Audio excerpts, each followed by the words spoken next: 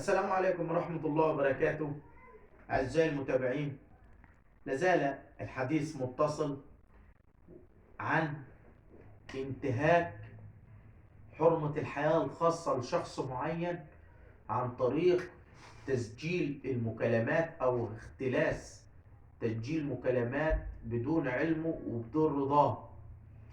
واتكلمنا إن العقوبة ممكن لا تزيد عن 2 سنين، ده لو اللي قام بالفعل شخص عادي.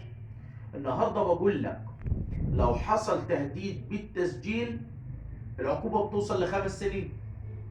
لو اللي سجل من رجال الصحافة أو خد التسجيل ده من باب الدعاية والتشهير والكلام ده كله، العقوبة قد تصل ل15 سنة.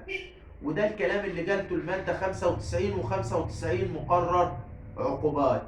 فلو انت بتحاول تسجل لحد مكالمة، تذكر انك تحت طائلة القانون بتوضع نفسك، فبلاش تنتهك خصوصيات حد، عشان اصلا الموضوع ده اصبح مخلي الناس ما بعدش فيه ثقة بينها ما بين بعضيها. محدش قادر ياخد حريته في المكالمة، محدش عايز يتكلم. دلوقتي اصبحت الناس يعني مش قادرة تاخد يعني تكون على حريتها الكاملة من جراء بعض الناس اللي شوهوا صورة المجتمع اللي احنا فيه.